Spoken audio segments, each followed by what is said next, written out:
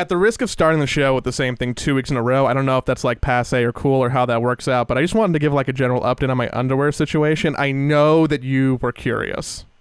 Yes, very important. Have you made the transition to boxer briefs? The world needs to know. So I have been doing it this entire time between 2 recordings. I bought 8-ish different pairs, and I'm trying different brands and configurations and sizes and tightnesses, and I think that some are more. This is such a Joey thing. This is such a Joey way to do this. You literally you bought multiple different pairs of boxer briefs. I mean, it's smart. It's smart. It's just like I feel like most people would just buy a pair and just go with it. But you Can't do need that. to like break these things down as much as possible. I respect it. I'm surprised that I haven't started a spreadsheet yet for myself, because that would be the only way that I could make this more of a neurotic thing. So so definitely helping with the chafing problem. Happy to report back. But I'm convinced now that I actually walk incorrectly. Because every pair, regardless of like how I'm wearing them, always seems to bunch up in the exact same way, which is on the inside of my right thigh. Like it tends to ride up and twist a little bit, and I don't know if that's because like I walk funny, because it's consistent with every pair of tight underwear that I'm wearing, that like I'm having this very like similar size and spatial problem with the fabric, and I think I'm walking funny, which is causing it to bunch up in like a specific way regardless of pair, and that is what I find annoying about the prospect of wearing these at all, because even right now, literally right now, I can feel it. I can feel the constriction, and I can feel it on my right leg, and I'm just like not happy about it. Like anyone who's looking in the mirror, because I haven't blurred my camera, will see me adjusting. Like I'm not. You're not having a good time. I'm not having a great time. There are some pairs that are better than others. I think the one that I like the most is the Saks Platinum. For anybody curious, that's the current front runner. Because they're like a little bit looser. You know what? I'm actually probably going to get, because I haven't gotten underwear in a long time. I will probably get some boxer briefs after you have figured out the best pair. I'll do the research. I'm going to use your experiment, yes, and then I will get some of whatever you recommend and see if I like them. So if you want to buy boxers, which I know is the preferred, I'm a big fan, not a sponsor of the show, Smart Wool. They're up in, I think, Seattle. Smart Wool, just regular boxers. My favorite, like, knit normal boxers. I think they're like $40 a pair. Well worth it. Big fan of those. $40 a pair? Jesus Christ. You get some fancy ass underwear. Goddamn, Joey. Okay, but like what is important to spend money on? Underwear feels like an important thing to spend money. It's touching your genitalia all day. You want to be comfortable. Yeah, but I feel like, is there really that much of a comfort difference? I'm going to buy... Like, I get it between boxers and boxer briefs. That's like a structure difference there. But, like, different pairs of boxers? I'm going to buy you a pair, and you can compare them to, like, Kirkland or whatever Fruit of the Loom bullshit you're wearing, and then you're going to have a problem because you're going to want more pairs of the nice one, and you're going to suddenly not be able to use your off-the-rack Target bullshit. I'm just imagining, like, I'm gonna put on this pair of boxers or boxer briefs that you're suggesting here, and it's gonna be like a light's gonna come down from heaven, Hallelujah's gonna start playing in the background, and be like, my God, it just cups my balls so gently. The pair that I'm wearing right now actually have a hammock for your balls, so there's like a little piece of fabric on both sides that they just kind of sit in. I think when you are a small genitalia person, that stuff matters less. But you know, Oh, what you're accusing me of having a small dick? No. I'm talking about myself. What? I could just wear any kind of boxers or boxer briefs because I got a small PP? Is that it, Joey? my friend unironically told me when I was talking to him about this boxer brief aficionado, he's like, "Oh, you wear boxers because like you're not like you don't have a problem with like needing to hold stuff together when you work out. Like you must be fine because nothing is like bouncing around enough." And I was like, I don't think I can be upset about you because you're not wrong, but also thanks. Thanks, Nick. Fuck off. Now I know Nick. Yes. Now I know something about Nick I didn't know before. That's great. If I ever see Nick again, you know that's what I'm going to be thinking of now. You're going right? to be like, wow, Nick has a huge... It's true, he does. It's pretty... He really is. Anywho... Any big dick viewers of the podcast, be sure to let us know how you're hanging with your boxers or boxer briefs. I bet in informal study, most of them are wearing boxer briefs.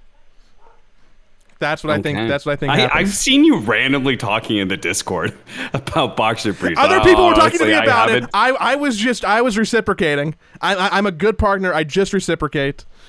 Okay. All right. Fair enough. If you want to join the Discord, you can find it on patreon.com/sidepull or like in caps wherever, all the place place. In the comments. I don't know. Anywho, dude, I just got back from jury duty. Okay, so how many times have you done jury duty? Because I have never. What? Knock on wood, because I don't want it. What? I have never gotten jury duty before. How? I don't know, but I think I might have inherited my mom's luck because I think she is like well into her 50s and she has never gotten jury duty. I think either. At least when she went through her like 30s, 40s, I remember we talked about it when I was like a teenager. She was like, yeah, I've never gotten jury duty. And I kind of want it. And I somehow have inherited her position in the system. They judge me to be unworthy of judging other people, I guess. Great. I love it. I don't know if this is an appropriate question. You are a citizen, right? Oh, shit, Joey, you're going to blow up my spot right here? I mean, it's okay. There's a lot of programs for you that aren't super great, actually. That is why I am 29, and in the last 11 years since I turned 18, I've been called to jury duty 3 different times. So that's like once every 4 years-ish, I get a jury duty summons. Which I think seems commensurate with my parents and like other family members, about once every 4 years where we live. And one time I didn't have to go in because my number wasn't called, but I got the 8 a.m. time slot today, and let me tell you, that sucked because I have to drive like over an hour to get there. So I have to like get up at like 6 something and then drive for an hour and then sit in a room. And look, I don't know if this is proper to complain about because this is going to feel really elitist. The worst part of jury duty wasn't the waiting around or being there or like anything else. I didn't get called to go in and interview. Like I was just in the room. They didn't need a jury, so then I left for the day. But the worst part about it was how annoyed I was at everybody else in the jury room not following the very clear instructions about like, here's your piece of paper, you have to sign up, you have to sign on this side, you have to date it, you have to tear this thing off, and like 20% of the room just couldn't follow basic instructions or like had complaints or was rude to the staff, and I was like mauling about it, and I felt so much empathy for these people who like have to every day deal with these people who don't want to be here and fill out their fucking forms wrong. You know, the military gives you a really, really intense experience in that because, like, if you think about, like, the building blocks of it, right, you set up from the get-go, you set up people in a group and say, you all need to succeed together. And you are as weak as your weakest person. And everything he does that he fucks up is your problem. And you will get punished for his fuck-ups.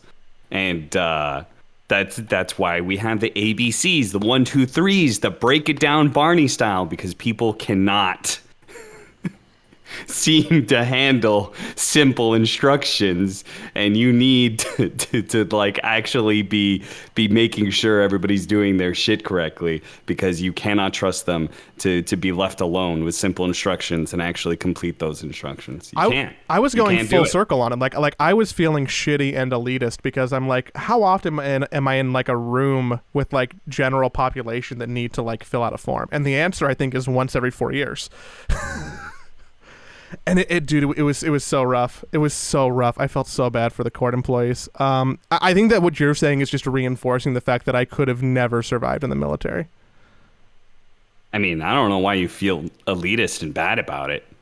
Because okay, well, just be the like, natural fuck those people. God damn it. But like, okay, but like the natural conclusion, like shitty thing is like, I feel a lot smarter than them. And that's where the elite... You probably are. I know, but like... There's a lot of stupid people in the world, Joey. I know, but like... I don't know. Man. Let's talk about other stupid people, and not me and my experiences. Can we talk about transition? Can we talk about the entirety of Team SMG?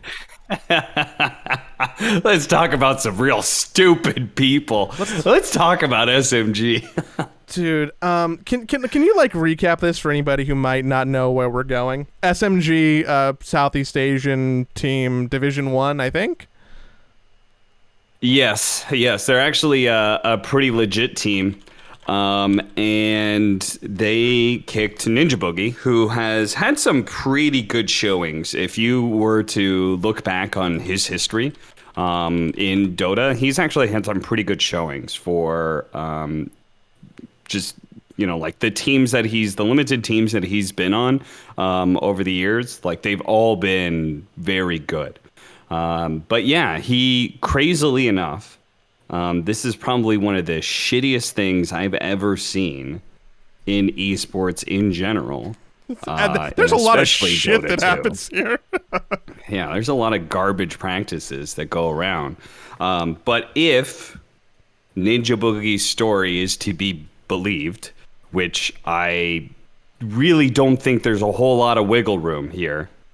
I'm like, also from my general experience with Ninjaboogie, which is not super in depth, but I feel like he is being pretty truthful here. And there's nothing he's really hiding. He got kicked from Team SMG because his mom, his mother was in the hospital and she was dying, and she was going to die in the next few days. And they figured it was going to affect his performance, and so they kicked him. And there is so many things that Ninjaboogie has gone through over the last few years. Both of his parents have died in this space of about 2 years. Mm-hmm. And the only thing like that I can think about is the fact that he's put up with all of this, and he's still had amazing performances, despite all the grief and loss that he's gone through. First from his father, now from his mother, because he knew that she had stage 4 cancer. Mm-hmm. So this has been something that he has been dealing with. It's been in his mental space for a long time. And he's been dealing with this, and he's still had great performances. And SMG kicked him when he probably needed the support the most. So this is just insane. What a fucking awful story. Should I even try and you know, devil's advocate this? Like what is the counter conversation? I mean, what is the devil's advocate? Like, maybe he was already on the chopping block. They were already thinking about kicking him, and then this just kind of like was the feather that broke the camel's back. Like, that's the only possible defense that is still incredibly shitty. It's still wrong. But that's the only other sign of the story I could possibly see, is that they were already thinking about kicking him. Yeah, and they're worried about a poor performance, right? Like, they're like, well, we got to perform, and if we think this guy's the weak link, then we want to go to TI. Mm-hmm. So let's get rid of him. But like, oh man, the thing that gets me here beyond that is just how bad the PR is, and like the dealing with it from like a teammate or org perspective. I don't know if even teammates said anything, but like, there's so many other ways that this could have been handled from them. Like, I'm just imagining an alternate universe, like what I would have done or what Liquid would have done. And I think this, like, maybe it's like, okay, we don't want to play with this person anymore. He's going through a time. Let's just move him to the reserves temporarily and still pay his paycheck and like be there for him. And then be able to move the decision a little bit later down the road where both parties could like have a conversation and not just be like, oh, hey man, sorry about that cancer thing. Oh, that mom story. Whew, super rough. By the way, you don't have a job now. Like the level of heartlessness there is, I think, what people are just viscerally reacting to. That's what I'm reacting to. Yeah, I agree. And like it was pretty interesting. Ninjaboogie did some follow-up stuff, and I think I remember him saying something about the fact that, like, in a way, this is going to be a relief. Like he was gonna be able to focus more on Dota, right? Because he had been dealing with this loss that was coming. He knew it was coming, and he was going to rededicate himself to playing the game because essentially, as like I remember this line, he says there was like nothing left to hold him back, and I was like, Jesus Christ, like this guy's just lost so much. He's like, fuck it, there's nothing else I can lose. Like, how terrible is that? Jesus Christ. So yeah, I mean. Everybody's going to be backing him, myself included. I really hope that he ends up on a good team. And if he can't make it for this TI, hopefully we see him next year. But yeah, what just an incredibly shitty story. Thoughts and prayers. Condolences. It's unexcusable. Also makes SMG just villainous to me. Oh, yeah. Like, nobody wants to see them succeed. No, at all. None of those players, not the team. Like, they can go fuck themselves. I hope they get bounced out of Division 1, end up in Div 2. Yeah. That's going to be one of the rare, like, you know, we talk about bias in casting. Like, if I'm ever casting SMG, boy, it's going to be hard not to shit on them. Jesus. So just a big old loss. Speaking of big old losses, how long can I speak about the Team Liquid Major situation? You want to give me like 30 seconds? Can I actually just take that 30 seconds that I'm allotted to have silence for my thoughts and feelings?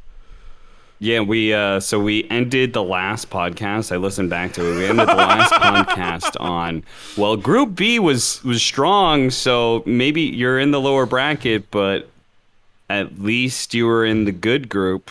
We beat all of those European teams 2 weeks ago. All of them. We beat all those European teams 2 fucking weeks ago. And they got like first and third and fourth. No, we beat them all. And did not show up to the major. You got to spend some time, presumably, with a lion's share of them. I know a lot of them were bummed because they're like the Swedish team and they didn't get to play in Stockholm on stage. Like, yeah. How was that for you? Do you just like give Aiden a hug and be like, hey, dude, sorry? Yeah, pretty much. I mean, there's Aiden is he has an incredibly good attitude about things.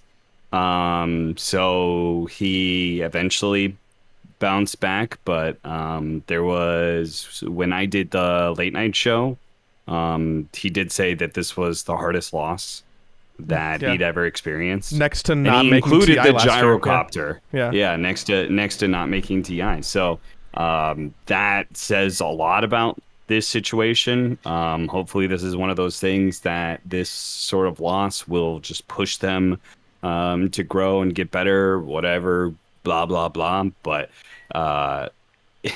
real shit showing for sure, because they ended up with $0 and 0 DPC points. The discrepancy, I have become really numb to working for a team has made me numb to losses from a fandom perspective, I think. It happens all the time. We got teams in like 16 games, like, you know, it's much easier for me than before to be like, oh man, that's a bummer. Losing out of this major is the closest thing that I felt to this is like the visceral emotion and sadness I had when like the Lakers lost the finals, like in 2011. Like this one was really hard for me as like both a fan and like a friend of some of these people, because I'm not a basketball fan, but even I know not to have any sympathy for you for the Lakers not winning. Hey man, I grew up in Los Angeles. Give me a break. And then the Yankees didn't win the World Series. Like this is good. Like I know I'm supposed to tell you to go fuck yourself right now. This is good ball busting. I appreciate all of it. You're wrong, but that's okay. But yeah, like this is a hard loss for me on like because I think the gap between expectations and results and that discrepancy was actually what made it feel kind of oofy. Yes, Liquid went in as one of the favorites, for sure. I know multiple people had them somewhere in that top 4. You look at the raw talent on this team, you're expecting great things, but it seems like for whatever reason, they just did not seem to click. There was something about the meta of this patch. Yeah, drafts for dog shit, maybe. I think the drafts were kind of dog shit. I'm not a professional. Will doesn't listen to this, right? He'd probably agree. No, he Will, doesn't. if you're listening to this, you would definitely agree. I mean, William did draft. He was in the chair for the last series. Yeah. So, yeah. So he may take some personal affront to that. But they certainly did Aiden not said it on Twitter. I can definitely out. say it if Aiden said it. I mean, so me and SCG had some conversations about this, and he said that it was an incredibly bad sign, because no matter what, even if Blitz does do some great drafting, and maybe he's the best drafter on the team for that patch, even if he does do great drafting, the fact that you have like actually replaced the captain in the chair, he said that there's a loss of confidence that's going to be like really important. He says that like you like even if it's like Blitz just like ghost drafting for Insania, like you want to be able to have the captain in the chair, because it is important to be able to have a captain that instills like leadership and for people to follow and a singular idea, right? I mean, who else does that? Bulba? He had a good tournament, right? Well, that's a little different because Bulba kind of, in a weird way, I feel like Bulba is kind of the captain of EG. So that's it's fair. Not like they I was changed just doing a drive-by. I think that was that was technically punching down. Yeah, I mean it was punching down. You guys did place 9th through 12th, and they were the 13th team out of 13. So yeah. Oh man, who else? Zhao 8 does that. Yes. Some of the Chinese teams do. Mushi does that. Their Gaming Gladiators did that. In fact, their Gaming Gladiators did not have Immortal Faith there. So they actually had to learn, quote unquote, how to draft on that team because they didn't have their coach to do the drafting. That feels like a potential giant pit flaw for a LAN event. when the person who's done all your drafting can't be there. Yeah. And yet they still placed 4th. So go them. I mean, they were definitely, I think, one of those teams that had like very little to lose.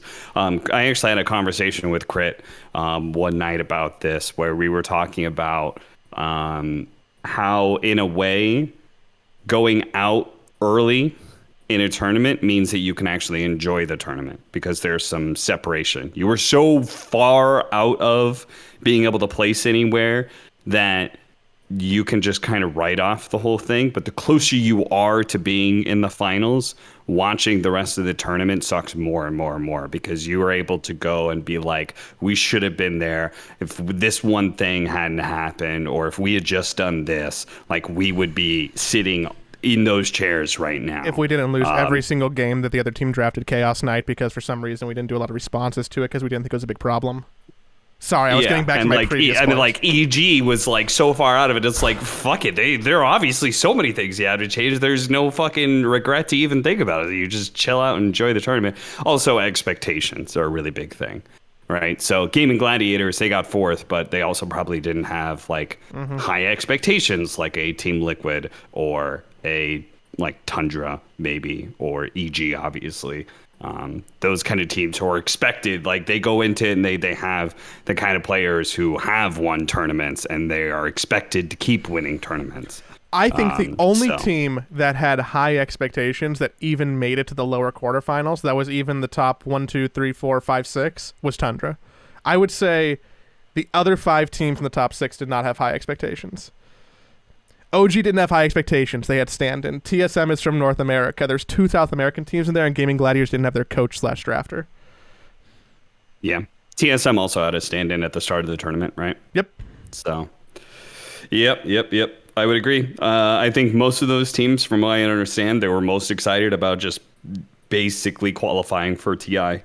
Every single one of those that you just listed has like over a 95% chance to be going to TI now. So that's the thing that they were excited about. You know, they were excited to be qualifying for TI. They weren't sad about not winning the major. You know what made this? I think that says a lot about your expectations. You know what made this tournament bearable for me after the what's that? Taiga. Taiga? Yeah, Taiga.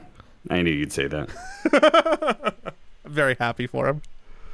Yeah, and I know the Liquid guys were very happy for him as well. So I know they really were supporting Gaming Gladiators and OG. I know Jerax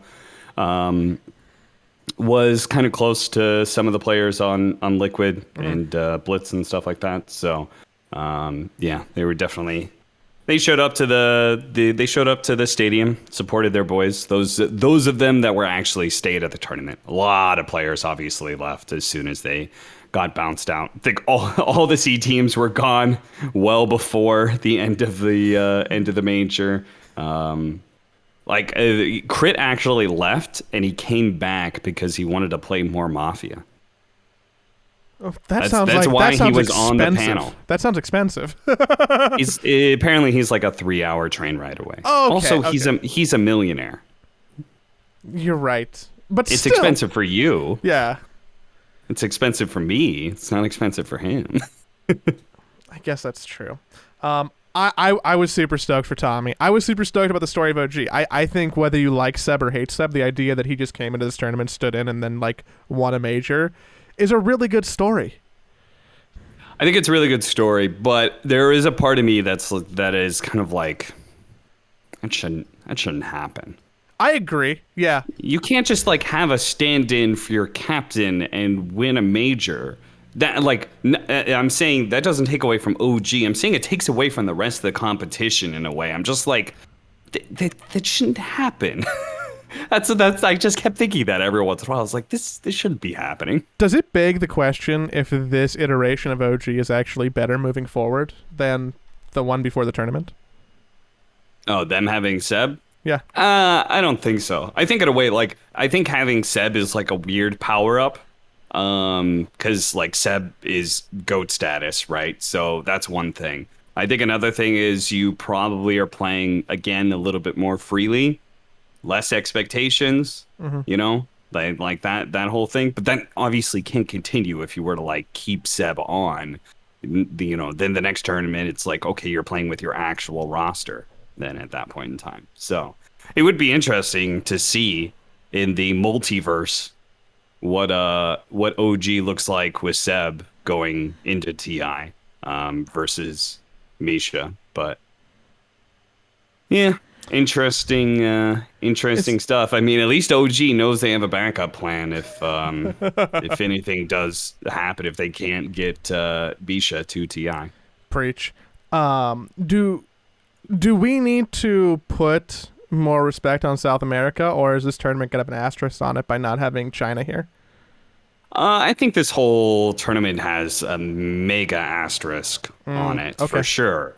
That is not to take away from the poor performances at this tournament, but it does offer the potential narrative of like maybe everyone could be knocked down like by 2 spots, you know?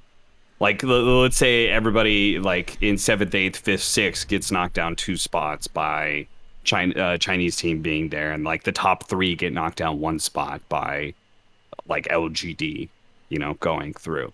I think there is an asterisk on this event for sure, but it was still, you know, incredible tournament, fierce competition. The meta was super interesting. I think all in all, it was, like, I think it was great Dota that was being played, and I think it was a great event to be able to watch.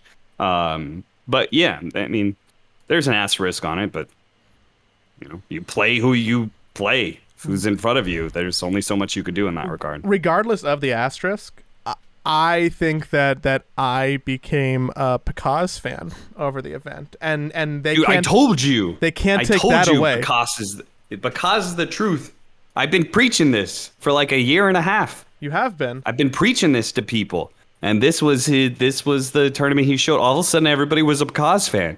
Yeah. And I was like, I've been telling you guys. You know what I think helps? Watch this guy. He's legit. Having him on camera, looking cool with like nice hair. He does look really cool. He looks cool. That silver hair, he looks cool. Let me just say, like, I feel like there's a lot of dyed hair in esports teams that looks like trash, but that is a cool look right there.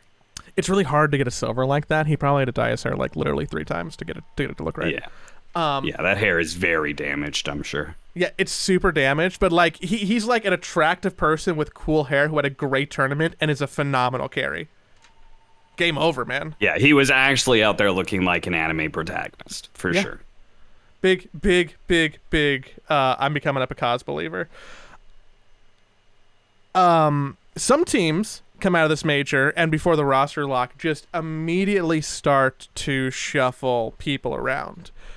You were talking about EG needing to change things, and the most front and center change that happened, and potentially the one that has gotten the most press, is that the Jerax return tour lasted 6 months. What's your take on that? Yeah. Well, it seemed like from the Twitter responses of like what Jerax said and what the EG guys said, and also I didn't ask Jerax about it. In fact, I wanted to in the late night show, but I didn't get it cleared with him beforehand, so I felt like I didn't want to ambush him. It's a good call. The question. Good call. Yeah. But I definitely I would love to be able to talk to him about that, because it did seem like it was kind of like a mutual understanding of just like things are not going well and we need to make changes. I am still concerned about the whole Nightfall off lane thing, but one step moving forward would be them having a traditional captain. I think that you kind of need somebody who's like, the buck stops here, and it cannot be some weird amalgamation of your coach and your offlaner. And yeah, I think that just doesn't work. So hopefully they're going to be able to fix that. Still TBD to whether or not Nightfall, he kind of fits in. It just feels like he's playing carry from the offlane role most of the time. So yeah, and I have never been a big believer in that. But then again, you know, like that's OG just won the whole fucking major with that. You know, Amar's doing the exact same thing as Nightfall and playing carry from the offlane. He's just doing it better with a different hero pool, you know? So maybe it can work. It's just I've never been a big believer in it. It feels like to me, OG, like if you took Amar out and you put him on another team, I feel like he'd fail. And what I mean by that is nothing against Amar. I just feel like he's a great player and he's got a great style and you have to build around it sort of way, you know? There are some players who are just like that. They're good enough at what they do that you kind of have to like build around it. So I think that, I don't know. We'll see whether or not EG can make that happen, or maybe EG will still drop Nightfall. Though I think the drop period has already ended. So I think so. I think he would have been dropped by now. So I think their roster's locked by the time we're recording this. Yep, which means we're about to find out who is going to be locked in. I think the lock period ends tonight. Oh, well, Quincy Crew did it this afternoon. Yeah. This means I could... I'm trying to think. Can I talk about the EG? Like, who they're picking up? No. I'm sure I can, right? I mean, you're going to drop the podcast in a little bit, right? Let's see. I mean, the earliest I would probably drop the podcast is 4 hours from now. I think the lock period ends at midnight. That would technically be a leak. Okay. I could hold the show. You want me to talk about? Okay, well, let's just hold the show then. All right, so they're picking up. Whoa. Yeah. Probably the other big marquee one is, aside from Ninjaboogie, the Sumail out of Secret, which has been like lightly rumored as the major was going on, not hard confirmed, but kind of confirmed, and Crystillis in for him. What do you think about that change? The Sumail stock feels interesting to me because it's just all over the place. Seems like another situation where Sumail's a fierce competitor, and I imagine Puppy is too. So I feel like it's probably maybe a little less amicable, but I do feel like it's another situation similar to EG and Jerax. Something's just not working, and so you gotta make some changes. And I feel like this is probably both sides kind of agree that changes need to be made. Maybe Sumail didn't want to get kicked, or maybe Sumail left. I have no clue. But either way, I'm sure he doesn't feel the worst about looking at new opportunities. The question is, what opportunities are available to him? Because it seems like, with the rumors going around, that he is trying out for different teams in different regions. So that's super interesting. Much like He wants to make TI. Well, that decision has to also be made tonight, so clearly you don't know about that one. I mean, remember the Anna rumors that were going around? It seemed like he was trying out for multiple C teams, right? So does seem like that is kind of like there are some superstars out there making the rounds and trying to find a team that they believe in, and also the team, whether or not the team believes in them. I mean, it's one, like obviously you want a superstar like Sumail on your team, but that doesn't necessarily magically make you a better team, you know?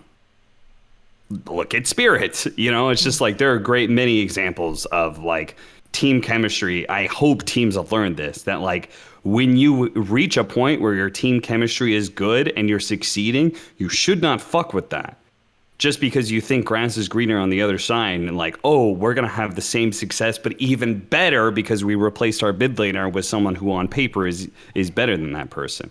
There are so many like ephemeral things that a player brings to a roster that you should not underestimate the cataclysmic changes that can be made by just swapping out one player with another.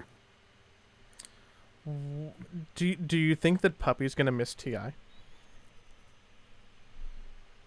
Oh, it'll be his first TI to miss. At this point in time, I'm kind of down with it.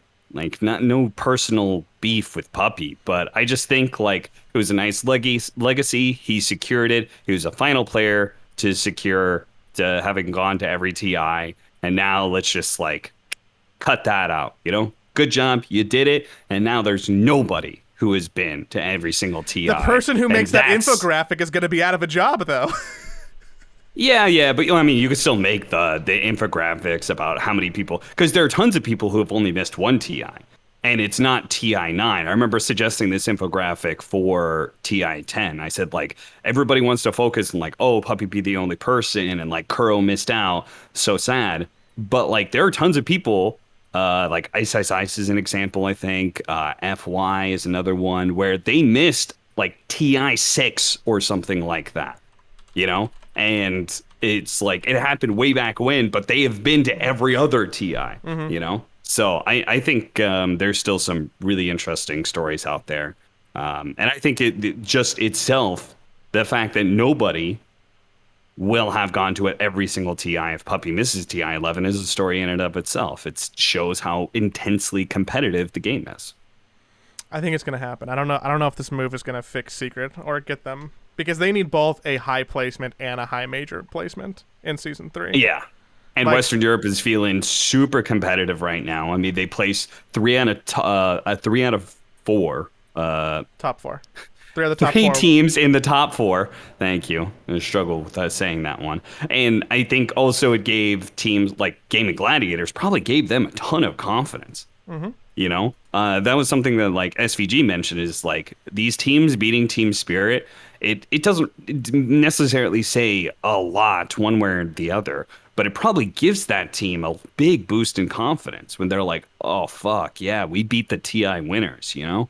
Like, that means we can take it to the absolute best. Even if Team Spirit, like, isn't actually performing that well, it still, like, is a huge boost for the teams, especially inexperienced teams. So... To wrap out the roster swap, at least for this round, before we know everything next week. Quincy crew. It's basically their old team again also. Yes. I think... Lels and on MSS paper, are back. Yeah, I don't want to flame because I like everybody who's ever been on a Quincy crew roster. I think I've liked every player, but I feel like on paper we have gone from the worst Quincy crew lineup to the best Quincy crew lineup.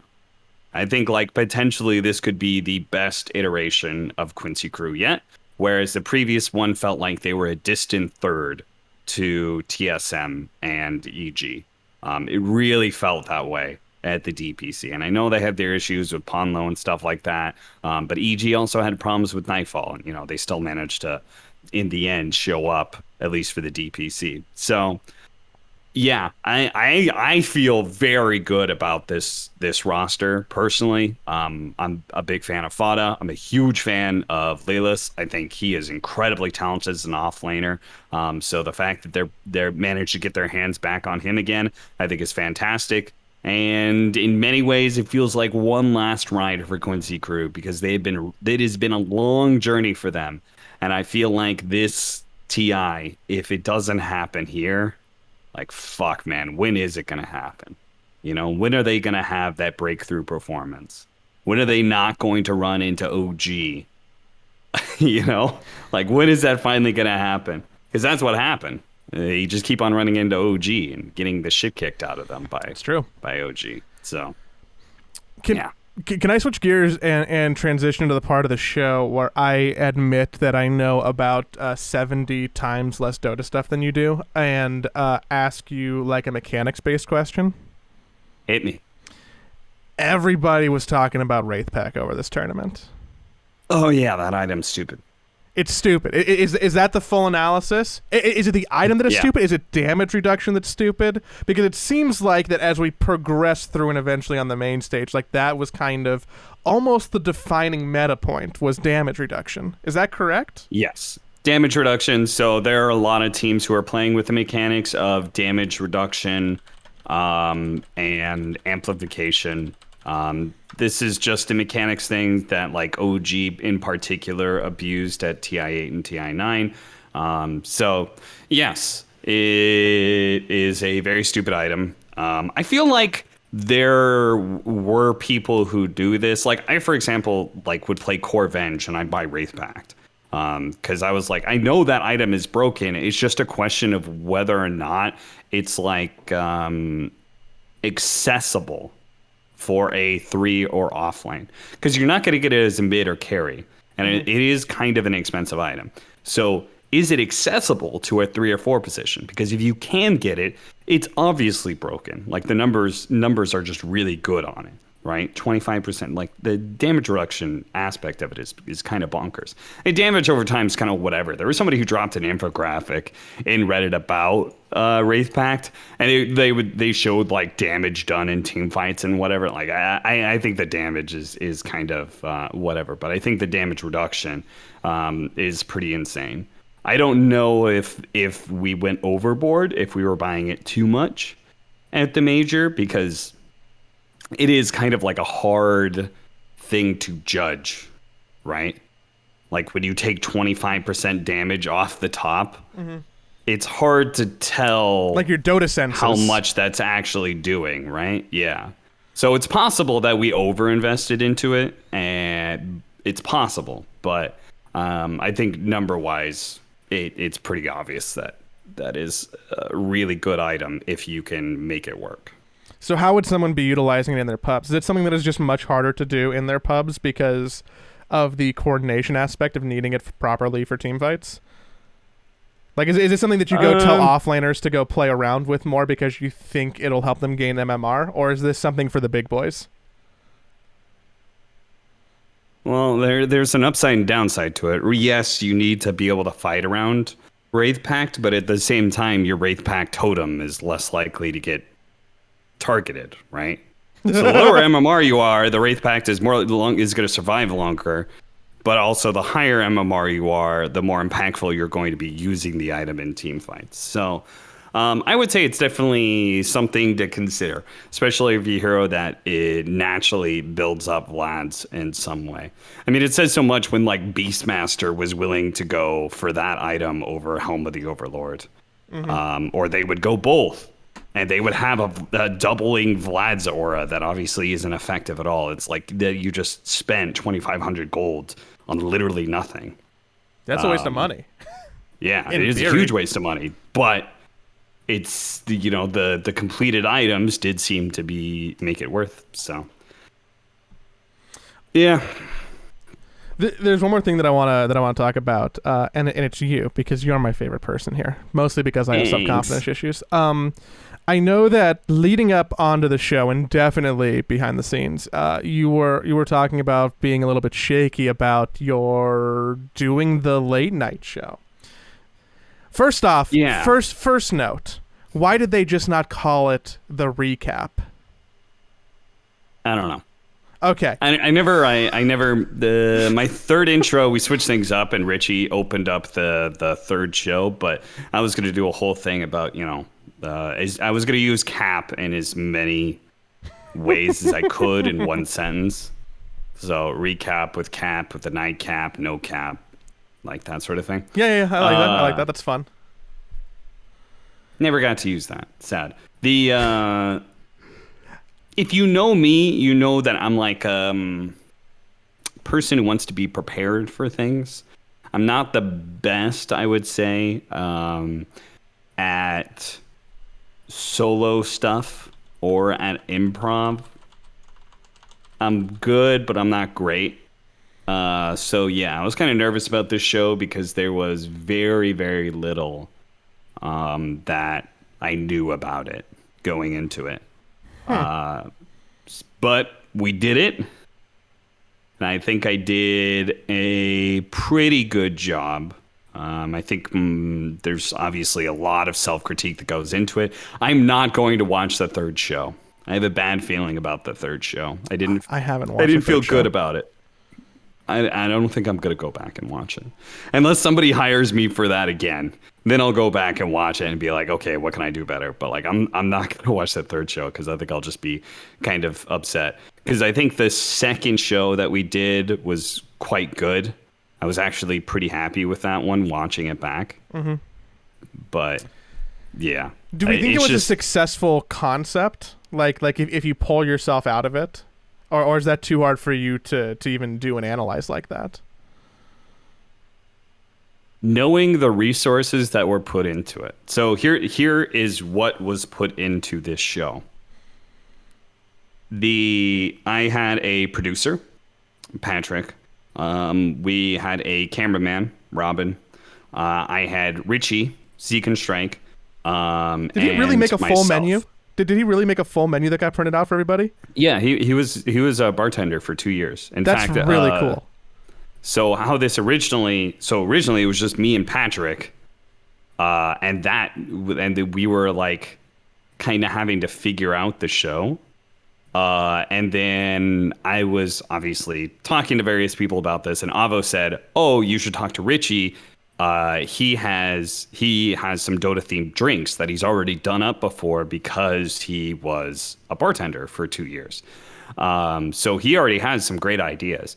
And so I immediately transitioned that into, okay, fuck that. Let's not, because originally the plan was that I would be serving people wine, beer. Like it would be a very different show, I think, in some ways. People would have to come up to the bar and I would talk to them while I would get them wine or beer or something like that. And I'm not sure how that would work. I'm more sus of that. Yeah. Yes, I was sus of that too. So I said, fuck that. Let's have Richie on and let's have him be an actual bartender and make nice drinks. And we can do, like, my thought process what I saw in my head was like a nice little mixology thing where if this show had more resources, you would do like a nice close-up shot of the drink and you would do a little infographic of like what's in the ingredients, and there would be Richie doing a voiceover like, yeah, here's what's in this drink right now. It's this, you know, here's how I mixed it. Yeah, enjoy. And then we would try it and be like, oh, that's really good, whatever. Like that in my head was like, people like mixology shit. Mm-hmm, so I was like, oh, we can make this like a thing at the start of every one of the shows. But the show was too chaotic, and we obviously did not have the resources to do anything like that. So, but either way, I pulled Richie into the show, and everyone Patrick and the other project manager and producers were all like, oh yeah, that sounds great. Like, great idea. So they green lighted that. We brought in Richie, brought in another talent, also gave me somebody to be able to bounce off of. Richie brought a lot of great ideas to the show as well, which was really important. He's got a great producer mind, I think. So that was really good. But yeah, we pulled him on, and then Friday morning, me, Richie, and Patrick had a meeting, and we just kind of like figured out what the show would be now that we had seen the bar. And I knew what we were getting, which was a camera and 2 handheld mics. That's not a lot. I wanted Richie to have a one of those lipstick mics, one of the the ones that you would see us using for the DPC, and we couldn't get that. We're only 2 handheld mics. I thought it would have been better if Richie had like a more constant. You too. Yeah, but instead we had to do this awkward like hand mic pass off thing, and then like as soon as Richie gives me the other microphone and I go and roam, he's gone from the show, which is hard to do when your other hand is holding a beverage too. Yes, and he's supposed to be making drinks the entire time. Yeah. Also, I mean, now I'm just doing silly production talk, but like giving Patrick a gimbal so that we didn't get to see like how tired his arms were on camera would have been nice. Oh, I didn't notice that. Yeah, it was a little shaky. I didn't notice that part. Yeah, that's funny. I like that it evolved. Was it hard to convince people like, hey, we're gonna do an after show? Can you just come like hang out at the bar and get free drinks for 30 minutes, or was that an easy sell? Yes, that was the other part. Is that so? I was the talent hired for the show. I was essentially a producer on the show as well, and you're like Reese Witherspoon. And then I also had to be spending like personal like capital. Like I had to use my relationships with people to get them to come on the show. Because like they had this idea of like, yeah, you just tell us who you want and we'll bring them on. And I'm just like, it's not going to work that way. Like you guys aren't setting this show up to be an integral part, and you can't like force these players to come on the show. Like I have to do it. They're like, yeah, just tell the player manager, they'll grab the players. And I'm just like, that's not how it works. They're going to say no. They're not going to be interested. I have to sell them the idea and plead and bargain and do whatever I can to get them on the show. So it was a lot of things that I had to like put into it to just make it. And let me just say, Joey, every single day, the regular ESL show ends and they play the credits. And I feel like they never actually said anything about our show. Nobody in the stadium knew that there was this show going on. I went out and met fans and they're like, yeah, so are you going to be casting? And I was like, no, I was doing the show. And they're like, there's a show? Nobody knew about it at all. Which, considering my reluctance with the show entirely. I wasn't that heartbroken about it. You know, I was just like, well, maybe less people watching is better. But like they didn't say anything about the show. And then we roll credits and stuff like that.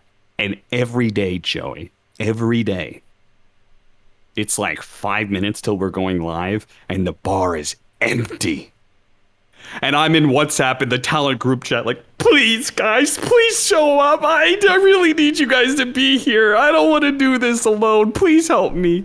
And every time I'm like in some fucking pro players DMs like, okay, so like, are you sure you're going to show up? Like, I really need you to be here.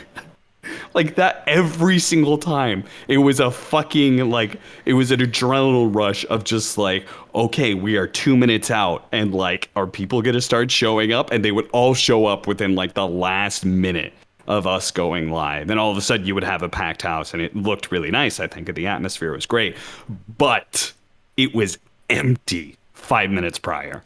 Dude, that would fucking scared the shit out of me. That would give me so much anxiety. I feel like my heart rate increasing listening to you tell that story. Yes. So if you guys ever wonder like why, okay, so like I did that show and I tried to do a little bit of self-deprecating humor. You actually gave me the feedback that I shouldn't complain as much, which I tried to take that. But like specifically, I think you went like 10% too far.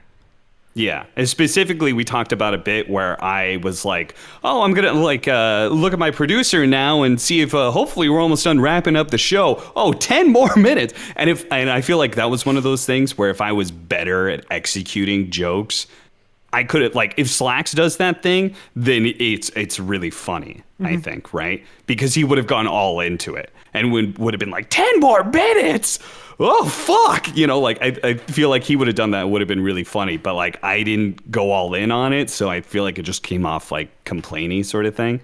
But if you guys are wondering why part of that is, it's because all the anxiety that leads up into the show that I'm just like, oh fuck. That it just, I'm not intentionally like complaining or trying to like shit on the show. It's just like I'm trying to do self-deprecating humor. And all like I'm in a bad headspace because of all the fucking anxiety that went into the show in the first place. That's also, fun fact, generally why you don't want talent to have to be producers on stuff like this, because they're thinking about like the show and not their performance. Yeah, I feel like that would have been okay too if it's just like not an improv show where maybe nobody shows up.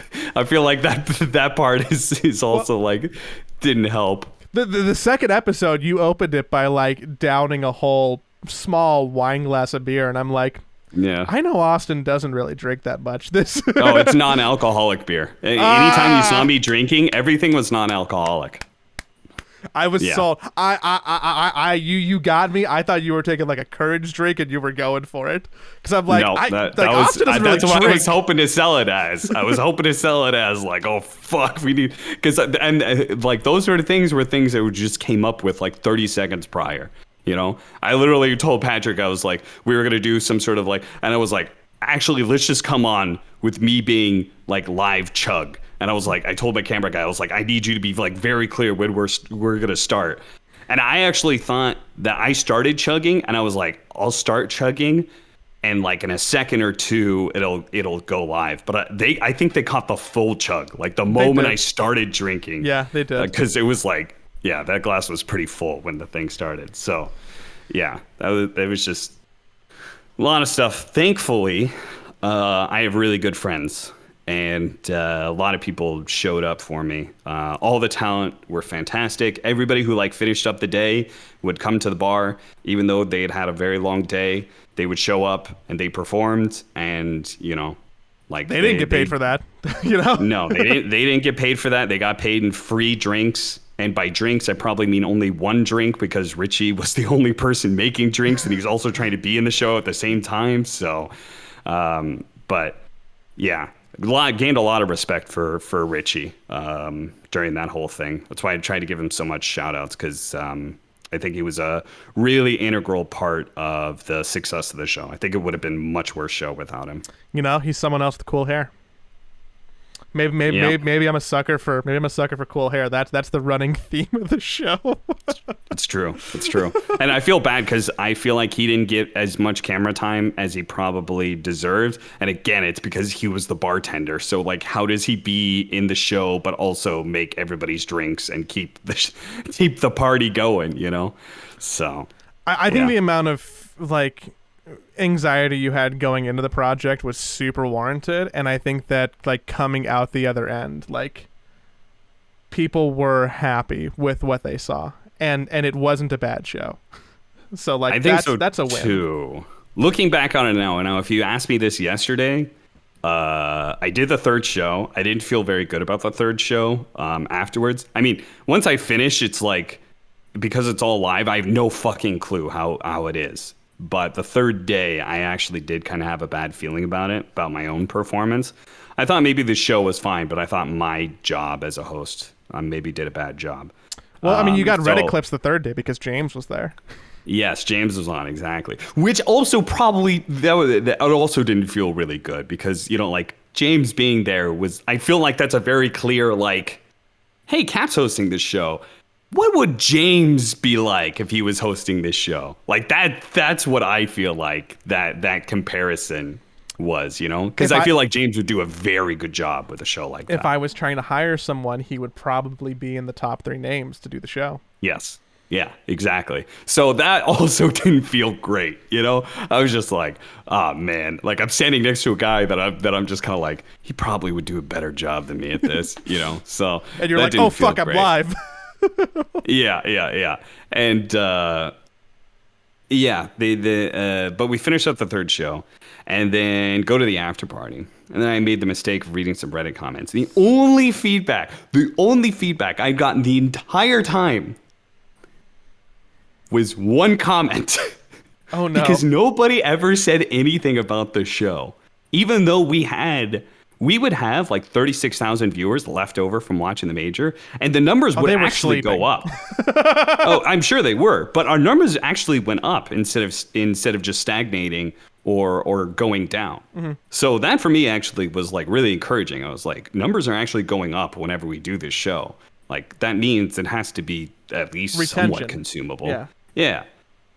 Especially for a show that, like, again, wasn't being advertised and nobody really knew about and wasn't the intention of a major. But, yeah. And then I read a negative comment talking about how I was really awkward as a host and complaining a bunch. And I was just like, I felt really bad about that situation afterwards. I was pretty mad just because, I felt like in a lot of ways I was set up to like, I feel like I wasn't set up for great success, And so the fact that like I would come off badly just made me feel bad and mad at the same time. Because the reason I feel bad is because I think that person was right. I agree that I think the third day I could have been better, So I agree with that person. That's why that comment like actually strikes home. But then I also feel like, well, fuck me, like. There's a lot of shit that went into it, So that in general, I just have I'm happy I did it. It was like a cool experience, and I think we made something really cool. But I also feel like at the same time, like nothing really came of it, There doesn't seem to be like a lot of people who were like really tuned in. No, like I don't feel like that didn't have like a big impact. And only really like made me potentially come off worse. So I don't know. I think I agree with you up until that very last point. I don't think it made me come off being worse. Too self-critical. Yeah, like just a hair. I think that the self-awareness there is like super important, but I don't think you came off worse because of it at all. That feels like an overstep. I did get an insider feedback from somebody within ESL that I trust very much about their feedback. And they actually said they liked the second day so much that they liked it better than the TI late game show. So that to me felt like very, very high praise. So I was very happy with the second day. But yeah. Maybe that's just the nature of doing a live show like that. It's not like you're never going to have. You can't. Maybe you just can't do great performances over and over again. Speaking of the TI late game show, I have a master plan to do a show that is better than that at TI. Oh yeah, yeah, that's better than that at TI. And you're gonna go to Singapore. My problem with this currently is that the news hit, and in order for me to achieve this goal, this thing that's like rattling around in my head right now, is that I have to go to Singapore. And there are two schools of thought here, Cap. There's two schools of thought. One hand, I am super excited about the prospect of going to Singapore. It is one of the countries on my list of places I want to visit. Oh, you're going to be happy. Singapore is one of the few places. I've been to a lot of different places. And let me just say, very, very few. There is only Singapore and Vancouver, Canada, are the only two places that I've ever been that I'd be like, I could live here. I would actually be down to live here. I love Singapore. I'm super excited to go to Singapore. Also, selfishly, if I go to Singapore, that means I'm probably gonna take a vacation on the way home and like go to New Zealand or something, which I also really want to go to. But that's I gotta get that to figure out. First, I have to get to Singapore in the first place. The other hand is that doing a show in Singapore will be expensive. Yeah. Oh boy, that's gonna be expensive. So patreon.com/side. Kidding. But not really. But mostly kidding. TI in Singapore. I thought that the way that they rolled out this announcement was fun. Even if it was, even if Detective Sleuths were able to tell like really early. But as soon as people were hypothesizing that's not a word. Is that a word? As soon as people had the hypothesis that it was going to be Singapore based on the first set of photos that Val tweeted, I got excited because I want to go to Singapore. And the idea of having a TI in Southeast Asia just sounds lit. Yes. I think this will be one of the best TIs from at least a fan perspective. Like, I think Southeast Asia, I always love going to Southeast Asia for Dota events. I think they have the hypest crowds there. The only crowds that possibly rival my love for the audience is Birmingham. And that's because I feel like that crowd is very fun. But nothing beats Southeast Asia when it just comes to raw enthusiasm and passion. So I think Singapore TI is going to be amazing. I think it's going to be one of the best just because of where it's at. So I'm very excited. I think Valve made the right choice. I think the way they did the announcement, like you said, was very good. And I think while, yes, I thought they were going to go back to Europe to bring back TI, like obviously once they announced the Stockholm major, it feels like, okay, that's your like, sorry, Western Europe, you didn't get a TI, but here's a major, like you could have this, which, to be honest, I know they did not sell as many tickets as they were hoping to. The crowd looked kind of thin. The crowd looked kind of thin. I don't think they showed a lot of audience shots on purpose.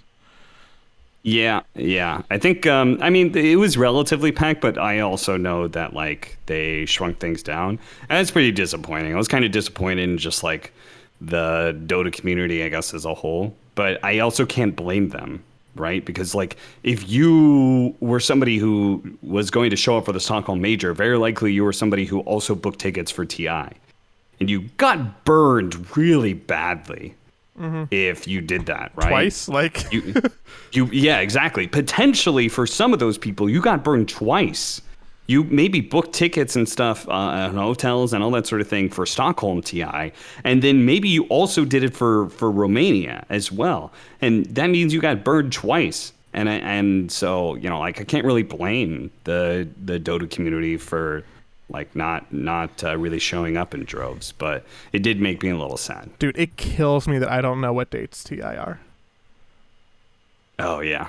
It kills me that I can't go look at hotel prices right now. So apparently there is an F1 race that is going to be going on in Singapore around those October dates. Oh, dude, that's super cool too. that is super cool, but it also means that it just makes things more expensive if TI happens at the same time as the race. I am assuming they're going to avoid that, so I believe that means it's going to be the latter half of October. That would be my assumption. But I don't know if they can really also like consider those sorts of things. I have no idea I'm assuming how most stuff's much probably booked. leeway they can have. I feel like stuff's probably booked or like in finalization. It also looks like there's 2 venues that I don't really like understand where they are, but Singapore's small and has good subway, so I guess we could figure that out. Yeah. I loved walking around Singapore. I can't wait to do that. I cannot. I'm so excited to do that. Assuming that I go. I'm pretty sure I'm going to go. The only reason that I wouldn't go is if Liquid doesn't make it to TI. I'm sure you're locked in. Don't worry. Everything's going to be fine. Also, Singapore is expensive to like live there and stuff, but I will say that like getting food and stuff is actually pretty cheap. I feel like somebody told me this, that like living in Singapore, just like day to day, is actually very cheap. It's the, buying a home or having a car or not much land, getting hotels and small. shit like that. Yeah. Yes, exactly. But, well, I'm excited about the announcement, if nothing else.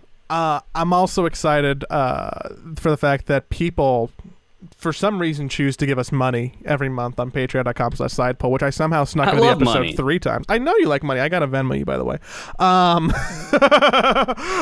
There's a question, I think, to round out our May questions for people who subscribe with $5 a month or more. They can ask questions on the show. We do it at the end. Good way to wrap up. Sometimes they're curveballs because I forget what I wrote down, like this one. B-Brain says, hopefully you didn't already cover this in the main podcast. Any good books, movies, TV shows you've seen, read recently? Have you seen Everywhere, Everything, All at Once? That movie? Everything, Everywhere, All at Once? Did we not talk about this on the show? We must not have. Right? I don't think so. Oh, man, someone might be mad at us if we did. I don't think we did. Did you love it? I loved it. I figured. I mean, everybody seems to love that.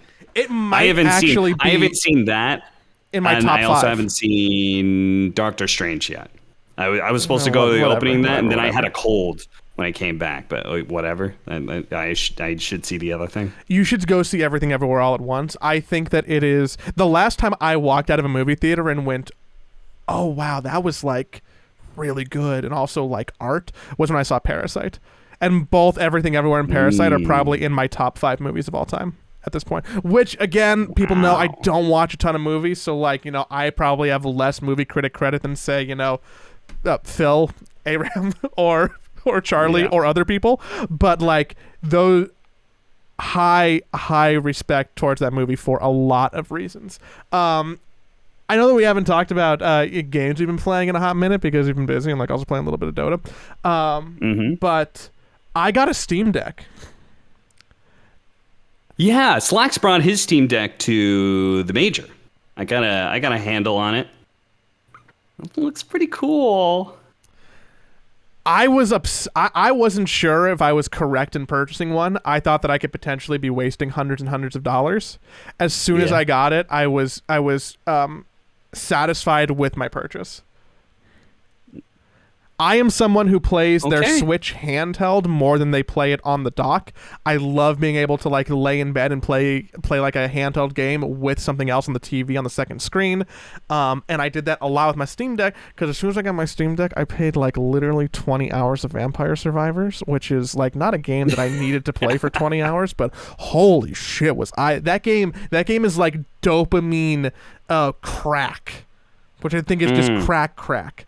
I played a lot of Vampire Survivors. And then also, there is a game that is in super early access that combines two of my favorite things that I was really happy to try out and have been satisfied with so far, which is Slay the Spire and Peggle. It's called Peglin, and yes. The game is early access. Let me be clear about that. I should probably recommend it. Very early access. I should recommend it to someone when it comes out in probably like a year and is polished and has better sound effects and a little better balance and stuff like that.